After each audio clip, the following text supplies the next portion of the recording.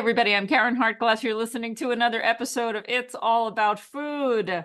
Thank you for joining me today. I'm going to be learning something today, and I hope everybody else is too. So one of my listeners a while back, when I was talking about a current health journey, some of you may know what I'm talking about, and I'll get into that in a bit. She recommended that I reach out to Maxime Sigouin, who is the Fit Vegan at fitvegancoaching.com. Right? Yeah. Welcome, Maxime. I don't know anything about you, and it sounds like you're doing amazing things that many of us need to know about. So first, you can tell me who you are and how you got into veganism and fit veganism. Yeah, well, first of all, thank you very much for having me. Very happy to be here, and I'm happy my member put my name up. I love recording podcasts and long format conversation. Yeah, so my little story to how I became vegan, it was I'm gonna be celebrating a decade on October 18th this year of being vegan. And it originally all started because I used to be a power lifter. So I used to weigh 240 pounds and be really chunky and strong, I think is the best way to put it. And I got recruited to do high fashion modeling. I was hanging out with a friend, and he went to his friend's apartment, which ended up being his agent. And she had a long runway in her apartment. I was like, "You have weird friends. Why does she have that in her apartment?" And she saw me, and mind you, I'm 240 pounds, chubby cheek, big guy. And she's like, "I see something under those big chubby cheeks. Like, I feel like if you lost some weight, we can maybe do a photo shoot and see if we can get you some gigs." And way back then, I used to work at Subway, and I was like, Huh? I make a very low amount of money. So you know what? Sure. Like, I didn't even know this was a possibility of a career path. And so I ended up going on Google and kind of learning more about high fashion modeling. And I saw how small you needed to be to fit in those darn clothes. And yeah, so I had to lose a ton of weight. And so I went on Google and I asked Google, what's the fastest way to get skinny? And it said vegan showed up. Vegans are skinny and weak. I was like, well, I don't like the idea of being weak, but I need to be skinny. And so, disclaimer, you can be strong and an athlete as a vegan. I know that now, but I didn't back then. So I was willing to sacrifice the strength. And yeah, just overnight, I switched over. So I went from eating, a dozen eggs for breakfast with a cup of oatmeal to 3 chicken breasts, a cup of rice, and some broccoli, 5 meals a day. So I was eating 15 chicken breasts a day plus 12 eggs. Whoa. I went from eating that, the bodybuilder type diet, to the next day, not really knowing what to eat. So I just ate fruits and veggies. So I ate like frozen blueberries, bananas, and dates. That was my first breakfast. And that was almost a decade ago. That was my transition to veganism, was to get skinny. Wow. I'm just blown away because there are a lot of people that want to be models and nobody's coming up to them and saying, "You're a little overweight, but I think you could be a great model." Yeah, it's not a great industry to be in, to be honest with you. I got out of it, but it's yeah, it was a beautiful experience though, because when I went vegan, I ended up losing 80 pounds in my first year. So I completely stopped strength training. I just did cardio. I severely underate because I didn't know how to fuel myself properly. It wasn't until a year into it that I watched Forks Over Knife, and I was like, "Oh, quinoa is vegan." And I just never made the connection as to what was vegan food. I just knew that it wasn't all the stuff that I was eating. Ended up losing 80 pounds, and then worked in New York and Milan and traveled the world and did a little bit of that. And it was a beautiful adventure, and I'm happy because once I got out of it, I was like, the only reason I was vegan was to get skinny. I was like, I just feel so darn good. Like, I don't really need to go back. And so I just kind of kept going. I haven't said it in a while, but I do like to say, you never know how good you can feel until It's you true. start eating just plants. It's true. Okay. I thought I felt good before because I was fit and I was healthy, and I could do fitness competitions. But once I transitioned, my nose cleared up. I didn't know I was congested my whole life. I thought that's just how I was, and it cleared up. Sure. Congestion from my brain as well. I always thought I was a little bit slow in school, and then it kind of cleared up, and I was like, I'm actually smart. I can actually process information a lot faster than I thought. So it made me smarter to go vegan, just as a extra plug for veganism. Okay, I'm a believer. I've been vegan 36 years. Awesome. Yeah. Tell me what this program is that you have created, Fit Vegan Coaching. Yeah, for sure. Well, let me answer your previous question of kind of how it came to Okay. exist, because it's pretty much what kind of sums up the past several years, decade of my life. So when I was 22 years old, I met my late partner, and within 3 months of us dating, she gets diagnosed with breast cancer.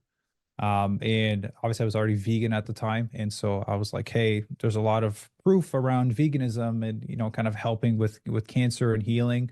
And so she went whole food plant-based with me, and the doctor gave her a year to live. And with the change in nutrition and lifestyle choices, she ended up making 5 years before she passed away.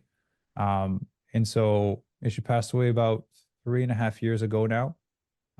And that was kind of when I started Fit Vegan 4.5 years ago. So a year before she passed, I had Mm. started this to help people not end up in her position. Like that was the whole purpose, because I knew that, you can tell people, hey, eat whole food plant-based, it's better for your health, it's going to improve all of these things, but people don't care to a certain extent, right? Unless they're in pain, they don't care. So I was like, Yeah. how can I get people to change? I'm like, people want to lose weight. So like, what if I help people lose weight eating the way of, whole food plant-based, and ultimately, living a more active lifestyle, having a healthier body weight. Those are all things that are conducive to, reducing the risk of chronic illnesses.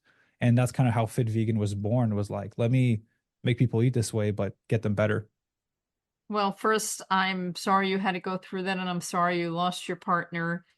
Thank you. That's always a very difficult thing, and you keep on living. And I understand that you recently got married, so Yes.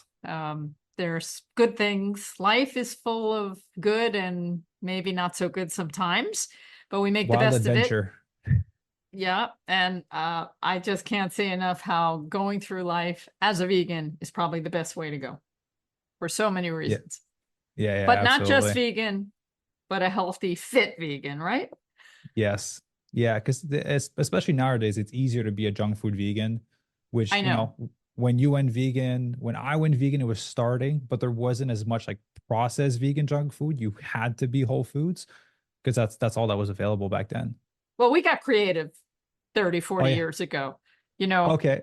um, I used to use the Joy of Cooking cookbook, Okay. not a vegan cookbook, but I would like figure out how can I make this with what I've got around me. And you can make cakes and cookies and not have um, any of the stuff that's available today. We didn't have vegan butter, but there was oil and there were margarines that didn't have animal in them, and there was plenty of crap out there Yeah. Well, I'm to happy I'm play not a with. good cook. I'm happy I'm not a good cook then, because I didn't even dive into that. I was like, I'll just eat whatever is easiest to put together.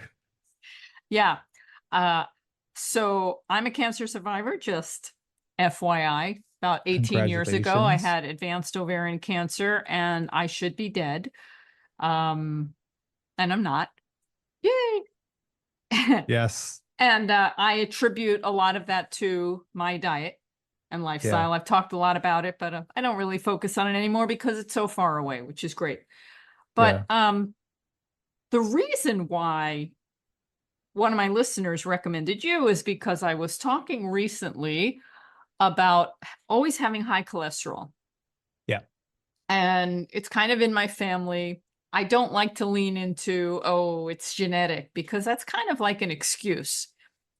And I'm connected to a lot of greats. Dr. Joel Furman is a friend and colleague, and I've been asking him for a long time, and many times he's just saying, if you're eating correctly, the way I recommend, and you're exercising, you know, just keep doing that. Don't worry. Yeah. And I was still worried.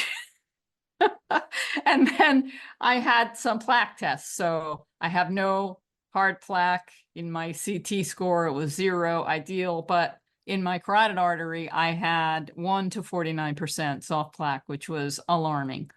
And my cardiologist that I went to said, you need to go on a statin.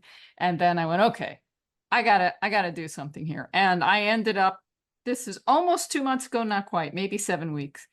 Um, I just brought my diet up, and I was pretty much whole food plant-based We don't use salt or sugar in the house or oil, and but we eat out. And in vegan Yeah. restaurants, it's, Yeah. just doesn't Depending where you fit. go. It doesn't fit the rules. Yeah. So anyway, I cleaned all of that up, and I wasn't even thinking about weight loss, but I've lost 10 pounds. Yeah. I And could see so, that. and I've never really considered myself, I always thought, I was average weight, normal weight, healthy weight. And I'm probably going to go lose another 10 by the time I settle in to this routine. And I'm also exercising every day, which I wasn't doing before. Okay, so that's my story. And Maya, one of my listeners, said, Yeah. check out Maxime. So anyway, we could talk more about that, or more about what you do at Fit Vegan.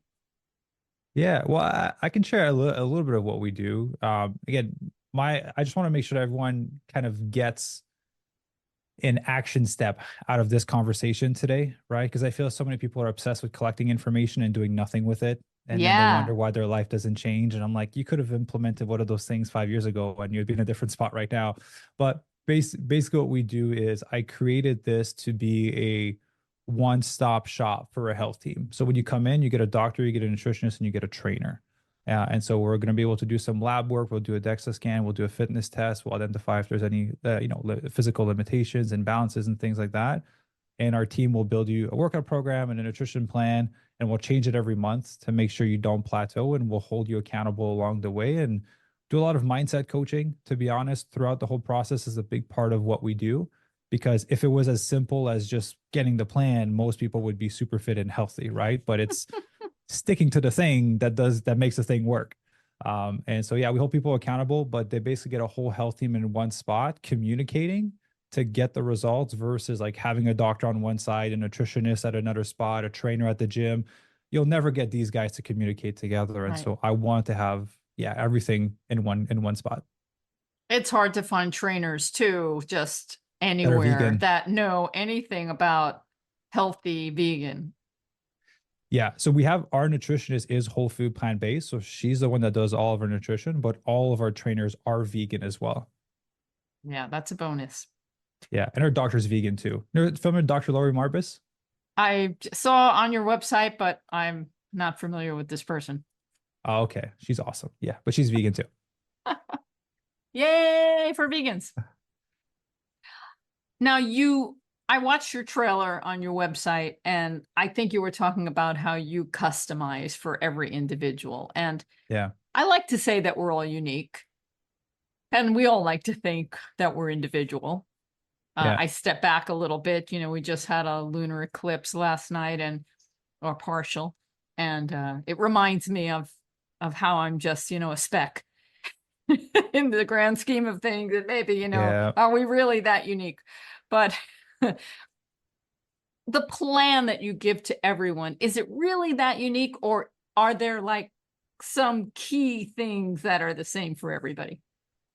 So there's main components that are the same for sure, right? So a lot of time when they talk about customization, at least for us, is if you're going to go do blood work and you have certain vitamin deficiencies or mineral deficiencies, we can address those through the nutrition. That's why we do the blood work initially, to kind of identify those deficiencies. Some people have food allergies, some people have, hypothyroidism, Crohn's disease, or dealing with different health conditions. So that changes how the types of food we're going to make those people eat. And that kind of, because there's guidelines in terms of how much, plant-based protein we want to aim for, calories, situation, depending on the goal that people want to reach. We have to change the food sources if they can't eat specific foods. And then the last part of it would be like food preferences. Like some people just hate broccoli. And it's like, don't worry about it. There's other foods you can eat that will bring you other nutrients than eating broccoli. And so that's kind of like the three main areas of customization will be if there's any deficiencies, if there's a health condition, is there food preferences in terms of, or allergies, obviously. And then depending where the person is at in the world, because we're in 20 different countries. So if you're in Wow. Greece or India and Australia or in the United States, like you love different types of food. So we will customize some of the dishes to be a bit more culturally centric to where they live. Okay, so you keep using the term whole food plant-based. What does that mean to Maxime?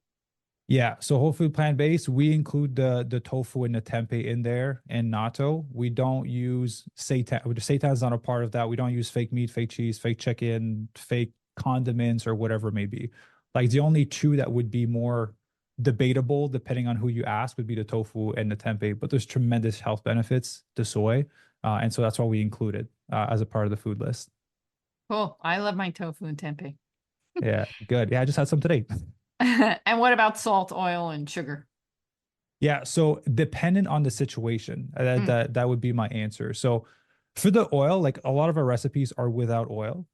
Some of our members, I'll put it this way, it's more, it's like religion. There's different angles of it. Some people don't care about the oil, some people care. So if they don't care and they want some, we'll have like some healthier oils options.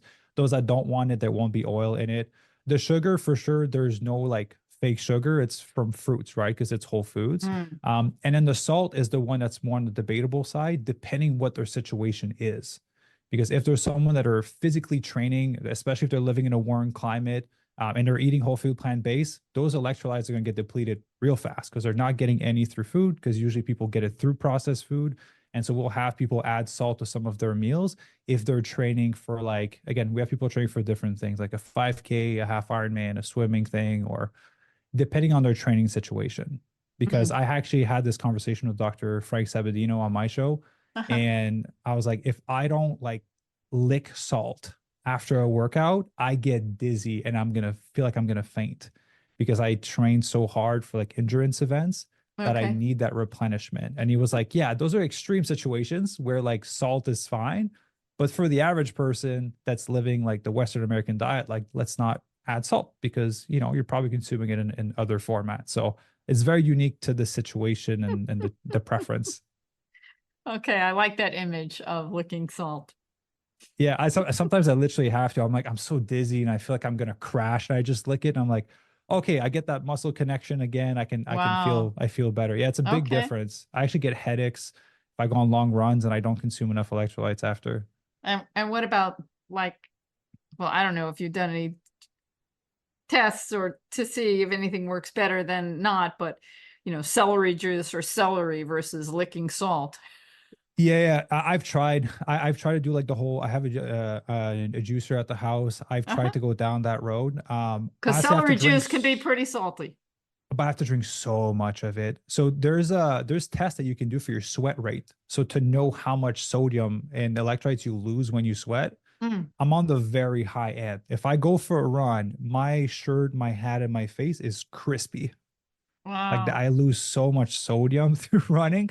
So I have to have a pretty high level of replenishment. I've tested my sweat rate and I'm on the high end for it. Mm. And so I need to replenish a little bit more than like someone that sweats normally, if I can put it that way.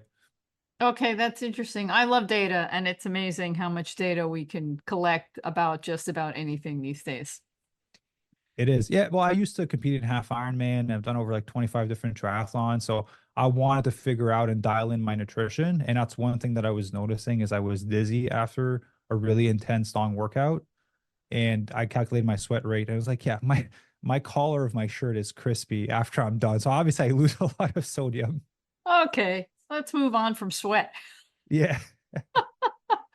And so you set up these customized plans for people. And what about the exercise? What kind of exercises are you recommending?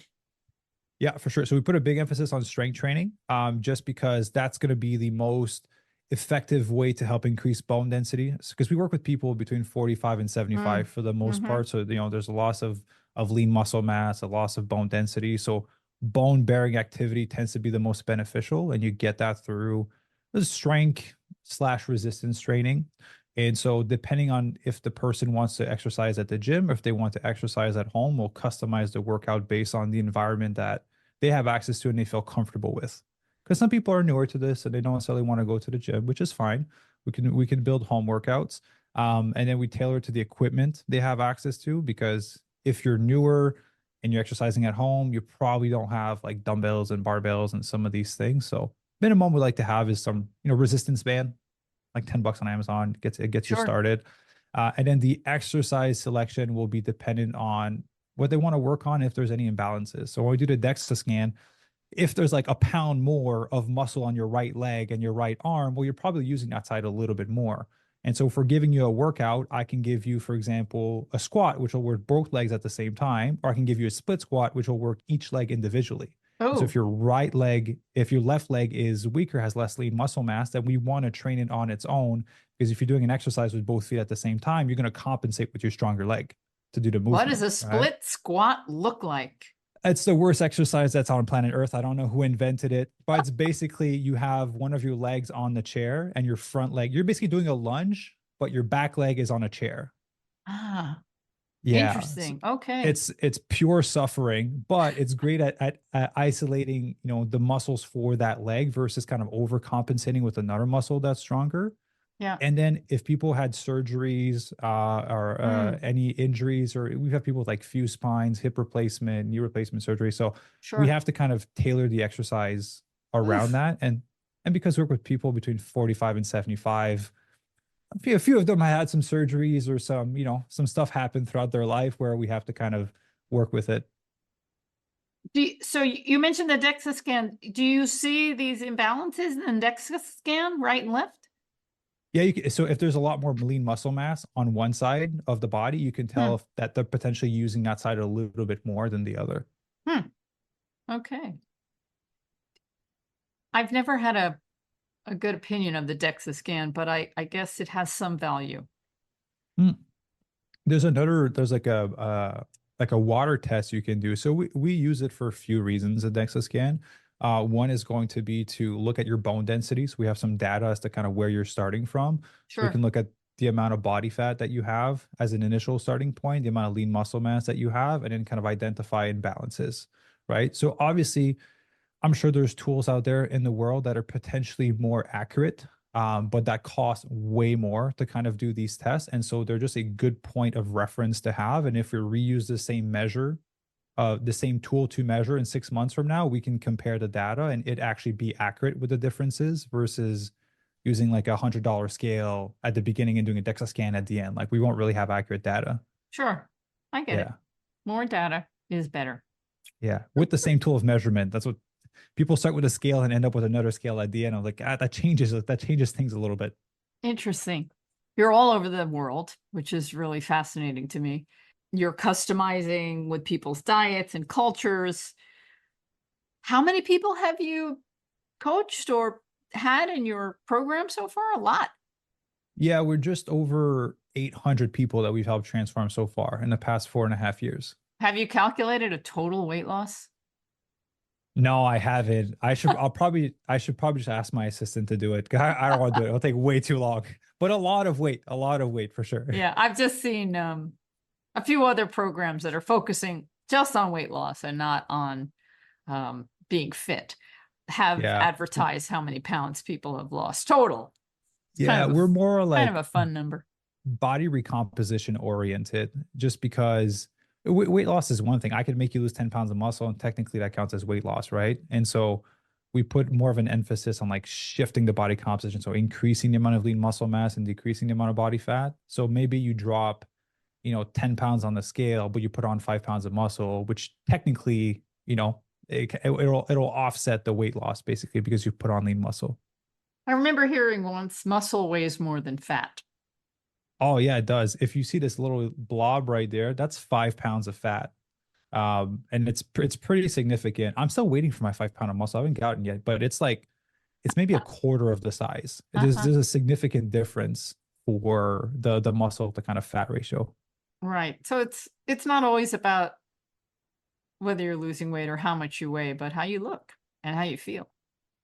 Yes, and that's how I can know if someone is a little bit too attached to their weight. Because I like to ask people if I can just imagine the body you want in your head. If I snap my fingers and I give you that body at the weight that you're at now, before we start losing, would you be happy? If they say yes, then I know they have a good relationship with their weight. But the majority of people say no because they're so attached to that number on the scale that they want to see. But even though I give them exactly what they want, it's just that number isn't there. So we work on them to kind of help shift that, because the number is, if I say 160 pound right now, for someone that's overweight, for someone that's severely underweight, for someone it's their dream goal. So the number is not super relevant. It's just like you said earlier, it's a piece of data that we're using to kind of help you on the journey. I'm just smiling because you asked people what would make them happy, and I don't think most people will ever be happy. Well, I talk a lot about that in a program too, because I'm sure you're familiar with Jim Carrey, the Excuse me? actor. I'm Yeah, sure you're familiar with Jim Carrey. Yeah, he sure. said the quote, "I just wish everyone could be rich and famous to understand that there's nothing to it." Right. And I just wish understand that everyone could be the fittest that they've ever been to understand that there's nothing to it, right? There's a level before you get to that superficial level of fitness where most people would like to be on like the cover of a magazine. They're like, it would be great, but it's not that achievable. If you get to that cover of magazine, I've been there multiple times. I've brought people there multiple times. There's nothing to it. You Mm, realize that with a little bit more body fat on you, where you're not on the cover of a magazine, you feel so much better. mm. And you realize that whether you're super lean or super fit or not, your life problems are still there. You still have to deal with them. There's still stresses in your life. There's still things happening. And so just understanding it's one tool to help you build a solid foundation to be able to help you deal with the rest of the other things in your life. Okay, are there key foods? You mentioned tofu and tempeh. Are there key foods in this whole food plant diet? So vegan, I've been vegan for 36 years. I know all the different dietitians and doctors, and a lot of them have their own plans. And you've Yeah. got Furman's G Bombs, and you've got Mick Dougal, who unfortunately passed not too long ago, and he's the Yeah. starch doctor, starch base, and there's all kinds of things in between. Where are you? I'm a whole food plant-based guy. I don't fall into a category of like gluten, no gluten, eat tomatoes, don't eat tomatoes, apples, no apples. Like if there's a food that makes you feel like shit, don't eat it. If there's a food that makes you feel good, eat it. Have variety in what you're eating. Don't always eat the same thing. Mm. Keep it simple, right? Don't try to eat 50 different types of fruits and veggies, in your first day of doing this. Go to grocery store, buy fruits and veggies. Once you run out and you go back to the grocery store, buy different fruits and veggies. And when you run out and you run out of food, go back to the grocery store, buy different fruits and veggies and kind of experiment with all the new ones that are there. I don't like to over complexify things for people, because there's foods that maybe are good for you. And some people are like, it tastes like Vegemite to me. I don't want to eat it. Right? I don't feel like the Vegemite, but it's like, then don't eat that food. There's so many other fruits and vegetables and grains and sources of legumes that you can eat. Eat that other thing. So yeah, I'm more on the variety, whole food, plant-based guy than kind of putting some of those restriction on people, because to a certain extent, people also have to learn to listen to their own body and what they prefer and what's sustainable to them. I can put someone on a crazy plan, but if it's like a massive stretch for them to do it, and they have to do that for the rest of their life to stay that way, but it's a stretch and they won't be able to stick to it, and they don't stick to it, then they put all the weight back on and they're in a bad spot, and then they're not even better than when they started. So I'd rather have what's sustainable for them that they know they can do for the rest of their life. And then over the years, even after the program, my intention is for them to continue to make micro adjustments and micro improvements, right? Like they're in a program for a short period of time. Like I'm a glimpse in the timeline of their life. I Mm. just hope that I can, speed up a certain timeline to get them to a good place and change the direction of where their health and fitness is going, and then just push them in that direction. Right? That's kind of my intention with all this. I want to stay on this topic a little bit longer because I think it's one of the most challenging things for people sticking to it. And there have Hmm. been numerous programs. People have had groups of people in 3-week long programs and 2-month Oh, programs, and they do nothing. these tests and they follow them up. And there's all these different kinds of programs, and people find well, not all of them, but they find it hard to stick to at once they've left the Yeah. tribe, once they've left with their leaders or their motivators or their coaches. Yeah. So So you're how trying do I get to, around that? yeah. And Yeah, do for you sure. follow up with a lot of people? Do you know how well they're doing afterwards? Yeah, I actually have them on the podcast to do follow-ups with them like a year or 2 years after they lost. Again, we've been at it for 4.5 years, so there's only a certain amount of Okay, timeline I can kind of follow sure. up with. Mm-hmm. Um, so we do that in different ways. But I always like to be upfront, and I'm always upfront with all of our clients. There's no guarantees in life. You may put the weight back on after you're done the program, right? This life can kick you in the butt where you can't do anything about it, and it's going Yeah. to happen, right? as was the caregiver to cancer, you went through it. Like, just life doesn't care what you want. Sometimes it just does its thing. And so we do that through different ways. So we have different phases to the program. The first phase is the body recomposition, so losing the weight. So how we do it is not in a 2 week, 3 week, 4 week kind of format. It's like a longer format. We aim for a pound a week. So if you've got 50 pounds to lose, it's 50 weeks, right? Mm-hmm. Like, we do the long road for multiple reasons, because whatever method you're going to use to be successful at losing the weight, that's going to become the blueprint in your head of, if ever in the future you lose the weight, your brain will revert back to it. So if you have a history of severely starving yourself and doing 2 hours of cardio a day, and I ask you right now to lose 20 pounds, your brain's going to go back to that previous time when it worked. And so I'm trying to change that blueprint in our Mm-hmm. members' head, so that in Hmm. case life happens in the future, they're like, oh, I can just, it was easy, it was enjoyable last time. I just had to do these little micro adjustments. I don't have to beat myself up over it. It doesn't have to be stressful. I can still live my life and enjoy my life. So we're looking to change that blueprint through a slower process to lose the weight, because realistically, they're going to trip up. They're going to make mistakes. They're going to miss workouts. They're going to make the wrong decision with their nutrition. Life's going to kick them in the butt a few times. And so it's grabbing all these slip ups and opportunities to be like, how could we have done this differently later? Right. As much as coaches or people that love to impact people, we want to be able to tell people, and that it's deeply ingrained in their brain and they remember it for the rest of their life. People have to touch the fire to remember that it's hot. And so them doing mistakes as they progress along is them touching the fire. And eventually, sometimes people have to touch the fire 3 or 4 times before, like, hey, this doesn't work. If I keep making this decision with my nutrition, or if I keep delaying my workouts till the end of the week. And they learn, and they have us there for guidance. And so how I explain it to people is, we don't hold your hand when you go through the program, because that becomes the crutch, right? People leave and they don't have Mm-hmm. that support anymore. But what we'll do is we'll orient you in the right direction. We'll walk beside you. If you start to go off track, we'll just kind of nudge you back in. When you fall on the ground, we'll have a hand there for you to help you get back up. We'll be like, hey, why did we fall? Oh, well, we should lift our foot higher next time, right? We should make a different decision at the restaurant. Great. Let's orient yourself, nudge them in that direction, walk beside them, right? We're not going to hold their hand, because that's where the issue comes in with a lot of coaches. They every day, like, hey, are you going to do your workout today? Are you going to do your workout today? Mm-hmm. You, you're a grown adult. We'll check in with you every week, right? You know, put your big boy pants on, as one of my previous clients said it. So that's first phase, is losing the weight. Then we do something called reverse dieting after they're done losing the weight. It's a process to help them basically speed up their metabolism post transformation. So there's a way to trick the body into being able to process more food without putting all the weight back on. It's a very unsexy process. It takes 4 months to do, and it's not that fun. But if you don't do that, you end up at the end of a fat loss phase, just like everyone else in the world.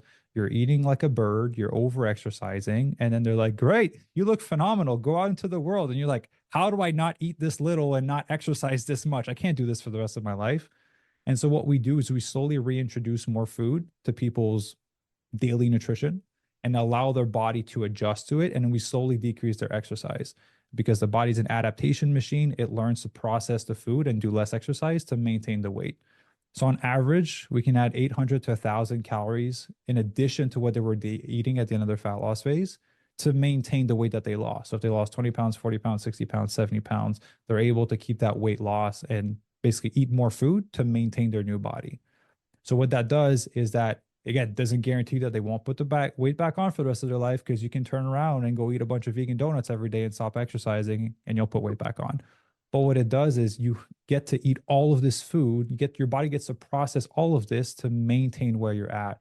And so if you want to put on weight, you have to consciously make a choice of, like, I'm going to eat even more than my optimized metabolism to put on some weight. So it just leaves them in a better position than if they were at the bottom of their calorie deficit and over exercising, where the coaches are like, you look great, go handle the world. Your body's not in a good place to do that. So once we're done that, then we go into a maintenance phase where we show them how to exercise minimally and how to move more towards intuitive eating, so they don't have to like have a meal plan or some type of tracking system in place, so they can learn to make better decisions. But as an overarching theme, these whole 3 phases are, I'm going to use a weird analogy. You've seen Karate Kid before? Oh, sure. All right, Mr. Miyagi, wax on, wax off. Yeah. The whole program is structured that way. So as you're doing the workout, as you're building your meals, you're doing the meal prep, it's wax on, wax off. And at the end of it, it's the time for you to be on your own. It's time for you to defend yourself. But hopefully we did enough waxing on and waxing off throughout our time together that you're better equipped. Are you going to win your first fight after training wax on, wax off? No, you get kicked in the butt a few times, but you are better equipped to deal with the situation. And eventually you get the hold of it. He's like, this is how I defend. This is how I strike. This is how I make decisions. And then you become Karate Kid at the end. You become Daniel. Okay, I followed most of that. Yeah. I want to ask about metabolism Yeah. because there's a lot of different information out there, and people try and simplify it. Just say you'll burn your calories better if you increase your metabolism. And it's more complicated than that. Yes. And I don't know what I'm talking about right now, but I've heard Dr. Furman say that we don't want a fast metabolism because the faster the metabolism, the faster we'll age faster. Raising caloric burn ages us faster. And I don't know what you think about that or how it fits into what you just said before about helping people lose weight and then teaching them how to eat more again. Yeah.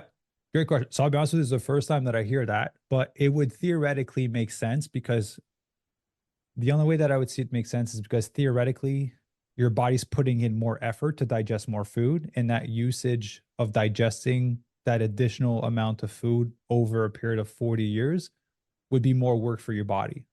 That's kind of the angle that it sounds like from what you shared from him. But again, what's the alternative? You eating a super small amount of food where you feel very restricted and you just slightly look at a bowl of pasta and you put on weight, right? Again, it's a funny analogy, but right. So most people are severely under eating and they don't have a lot of energy. And when you're in a severe calorie restrictive situation, it's not just that you're eating less food, there's less energy coming in. There's less vitamins and minerals coming in because you're physically eating less food. And so I'm saying get you back to a place that feels good. Right. And so if for you eating, 2,100 calories per day, you feel satiated, you feel full, it allows you to eat a wide enough variety of food where you have all those vitamins and nutrients and minerals that your body needs. Beautiful. Not saying to go up to 3,000 calories as a woman because you'd be like, I'm stuffed and this feels like a full-time job to eat.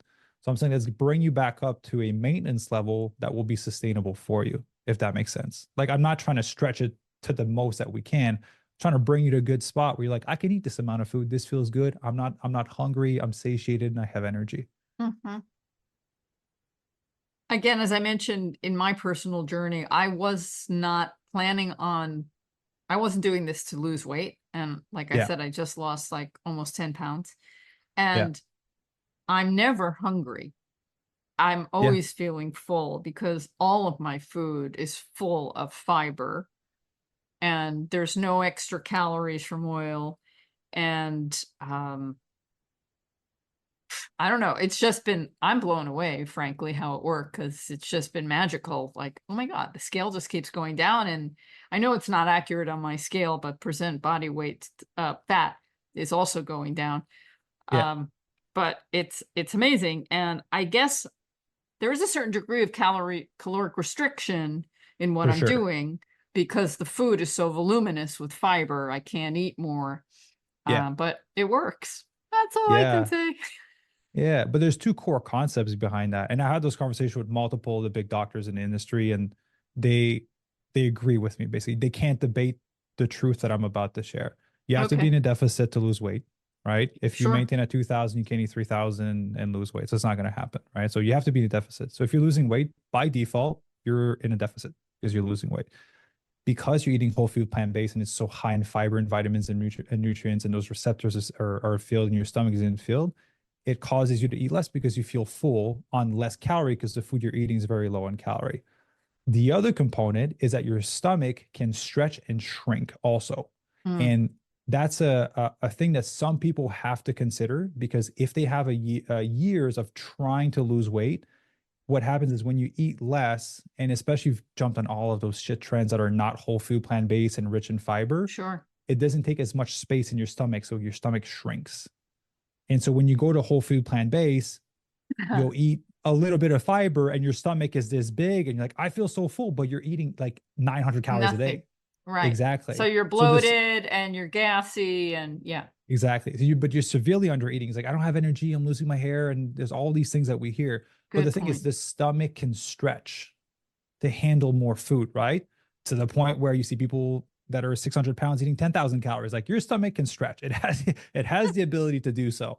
And so it's if you're newer to it, it's making sure that you stretch that stomach so it can handle enough of energy coming in so that you have enough energy throughout the day to feel good with that high amount of fiber and understanding that it's going to be such a higher volume of food like you shared compared to if you eat something that's not whole food plant based, right? So just understanding the stomach can stretch and shrink. And if it's really small, you'll feel full on nothing. And then that puts you in a calorie deficit by default. You talked before about focusing on weight training, which is really important, especially Yes. for bone mass and building strength. And let's just for a moment talk about cardio because I like running and I'm a lousy runner. And Okay. uh, so and I haven't been running a lot for a long time. I used to when I was younger, but even when I was younger, I would get red in the face and I didn't have a heart monitor on at the time, checking my rates, but now Yeah. I watch it and I'm seeing how it just peaks. And so I understand I have to start slow. And Yes. we've Painfully slow. painful, it's so painful. Yeah. We've been power walking first, and just Yeah. recently I have been able to trot Yeah. and keep my heart kind of calm. How long does this take? A long time, to be honest with you. Um, so cardiovascular exercise is one of those interesting things where it's like a love-hate situation for a lot of people. And so I'll just kind of throw that out there. If you hate running, don't run. Do something else, right? Bike, swim, play soccer, dance, whatever it may be. So just it doesn't have to be running specifically if you don't like it, but do it because you can have the fittest body on earth, and if your heart gives out, you still die. So you do need to train your heart, and that's what cardio does. All right, it's hard training. If you want to eliminate the word cardio, it's literally hard training is what you're doing. Now, to make the heart stronger, there's so many studies on zone two heart training, and zone two heart training is it's just a smaller percentage of your maximum heart rate that you would be exercising at, and it's painfully slow when you get started. And so the thing is that it puts good stressors on your heart to kind of demand of it to adapt to become stronger versus when you kind of do like a sprint or a high intensity thing. And so if you want to train within that zone, at first it might require you to just power walk, right? Mm-hmm. Or do a really, really light jog. But for me, every time I get back into racing shape to do this, to get me back to kind of my peak, always takes me like 6 months of consistently like Wow. training in zone two with a little bit of intervals, and all that. Yeah. So the best part is just to never get out of that shape. Now it's easier. You don't have to get back into it. But life changes, goal changes, and sometimes you step out of it. But yeah, it's really so when I first start training into it, when there's a hill, I have to walk the hill. I can't jog the hill because my heart rate will go out of the zone, Yeah. basically. And yeah, it is slow, and especially when there's people running past you that are, not that you feel that you're in better shape than them, and you're like, I swear I can run fast. I'm just not training that right now. So yeah, all the runners will get that one, but yeah, Yeah. it takes a bit. It takes a bit of time. Okay. I'll give it a few more months. Yeah, but what you're gonna notice is you're gonna be able to go a lot faster at a lower heart rate, and then what that That's the means is goal. That's the yeah, goal. exactly. It means your body's becoming more efficient at doing the thing, Mm-hmm. right? Which is what we want. Cool. Okay. So do you help people or teach them how to prepare their meals somehow? Yeah, yeah. So we have so Because in you our said meal plan. you're not a cook, but I'm not. No, I'm not. you I'm a know, I'm a very basic eating like chef. this, we have to do a certain amount of time in the kitchen, right? Honestly, our meals are really simple. They take like 10, 15 minutes to make. We kept them simple because we work with a lot of busy people. Like we coach a lot of physicians and doctors and nutritionists and, busy parents, entrepreneurs and all that. People have like really busy lives. Um, and so the meals are really fast. So every Wednesday we have a cooking class Mm. that happens and a Q&A with our doctor.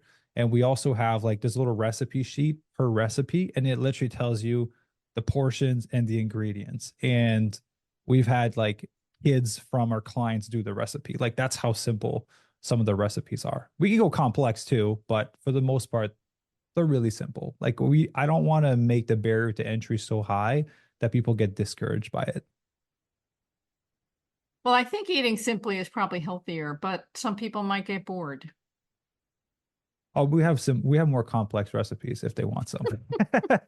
Oh yeah. We always put a time of how long it takes to make the recipe. Like we have some, some 4 hour ones. We obviously have to put in the oven or like something like that. But yeah, we do have more complex recipes. But also every time I have an author on my show, I give away their recipe books to the audience, to our members. So there's so many amazing recipes out there. Our Absolutely. members they're not limited to our recipes specifically. Like if they want to make their own, if they want to make one from a specific book, we just kind of teach them how to make substitutions so that they can just have fun in the kitchen and experiment. Okay, what did you have today for your first meal? I had a smoothie. I had a Uh, protein smoothie this morning and then a workout. And then I had for lunch, I had a lentil and leek soup that we made yesterday because we're filming a YouTube video. We're filming a cooking YouTube video. So yeah. made some food and we have some leftovers for today. And then, yeah, it's 2 o'clock now. So we'll have another dinner tonight. And from your culture, are there foods that you have upgraded from family stuff and holidays that you still eat?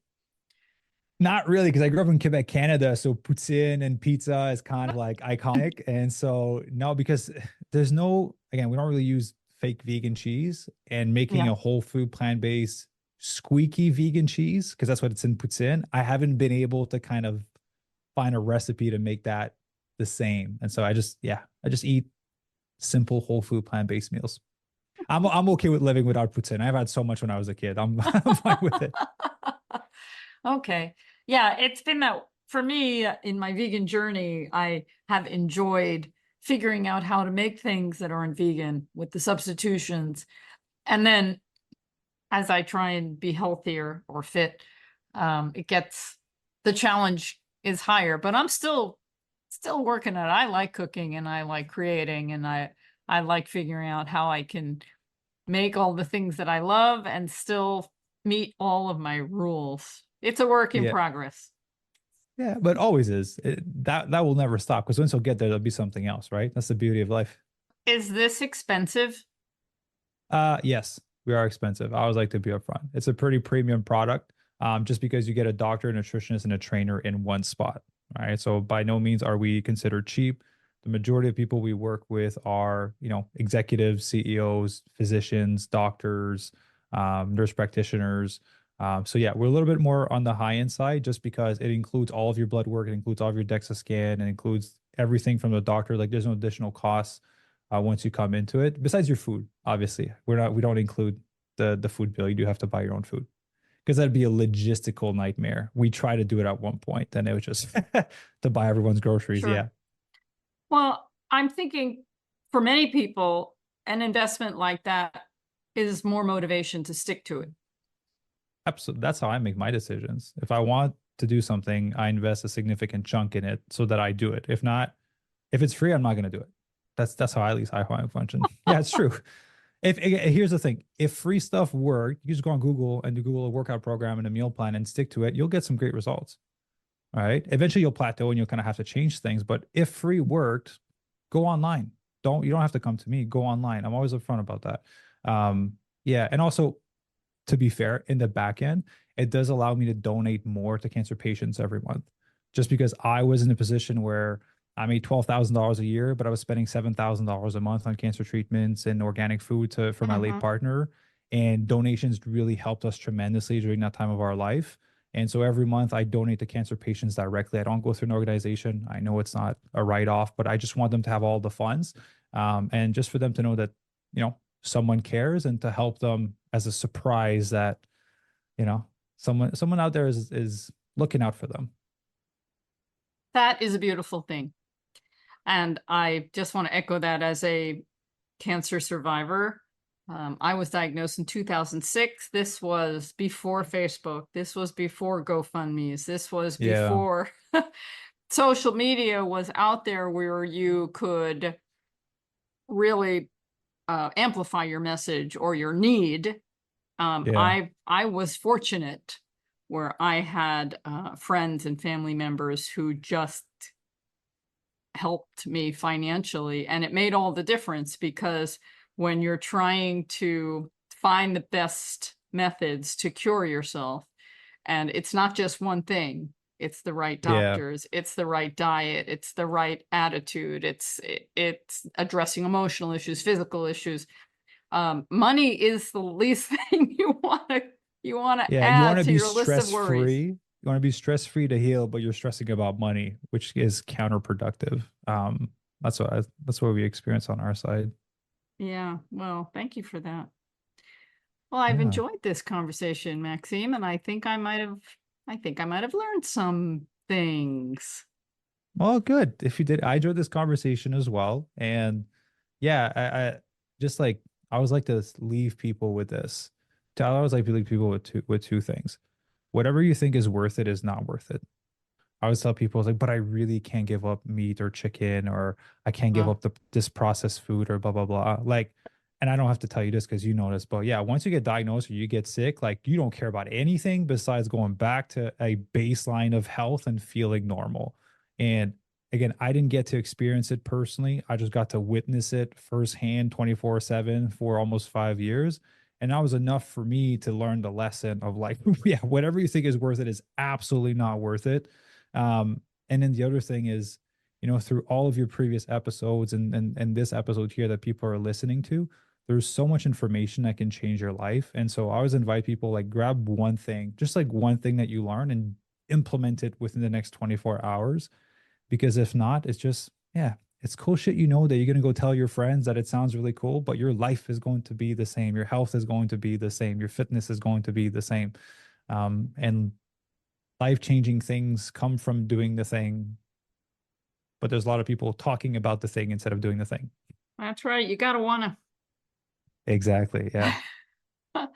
Well, thank you. That was a great way to sum it up, and I agree with you 100%. I'm happy to learn about you and grateful that you're doing all these wonderful things. Thank you for joining me, Maxime, on It's All About Food. Thank you for having me. Okay, be well. And that wraps up another episode of It's All About Food with my guest, Maxime Sigouin, a fit vegan. The theme of this show, It's All About Food, has not changed. Since 2009, the message is always the same. It's all about eating healthy, whole foods, healthy plant foods, getting exercise, living responsibly, and I believe that will bring the best life possible for an individual. And when everyone is living their best life, the community will improve, the world will improve. But once again, it takes discipline, it takes courage, it takes commitment, because society is not set up for us to be our best. It's not set up to encourage us to eat the healthiest foods and to make sure we get enough exercise. And I have been preaching this message for over 15 years, and I will admit even I have not held up to all the things that I have been preaching. In some ways I thought I was, and a lot of us say, oh yeah, I eat a healthy diet.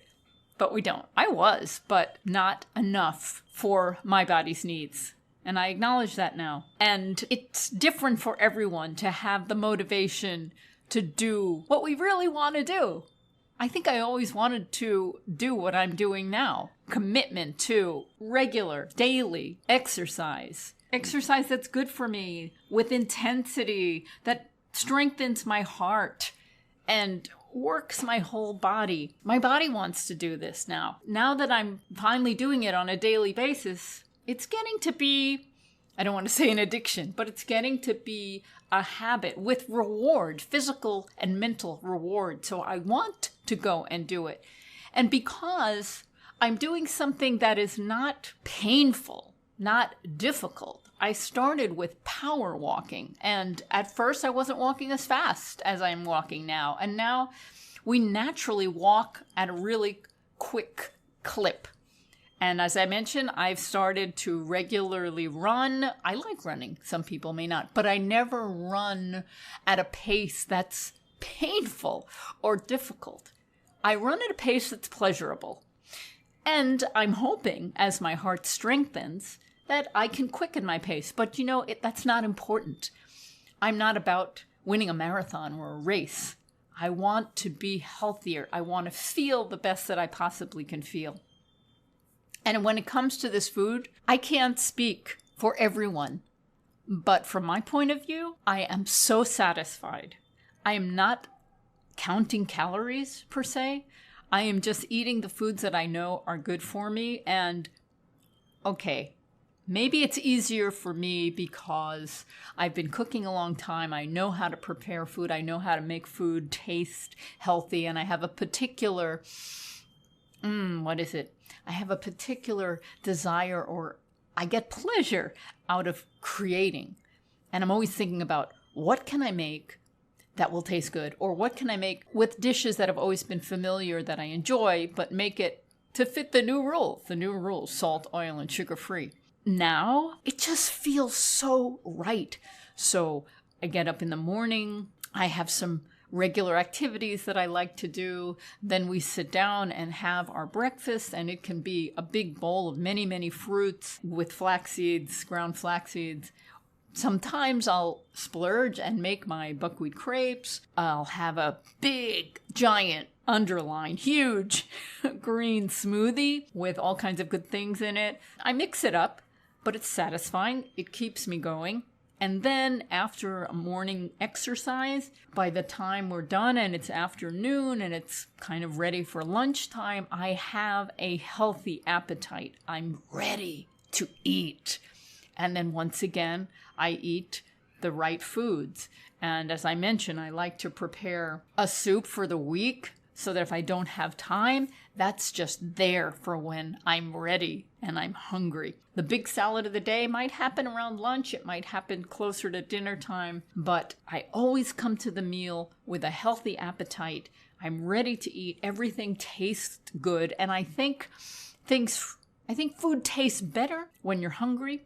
And I'm starting to taste flavors in things like oats that I never tasted before because my tongue now, with no salt or oil coating it, is working the way nature intended. I just want to share all of this with you because I'm excited about it. And if you have any interest in going this way, I encourage you. If you don't, that's fine. I just want everybody to be vegan for the animals. But if you want to be the best you can, and if you're having some health challenges, I can't say enough about this. And that's it. That's all I got. So thanks for listening. This has been another episode of It's All About Food. I'm Karen Hartglass. Everybody have a delicious week.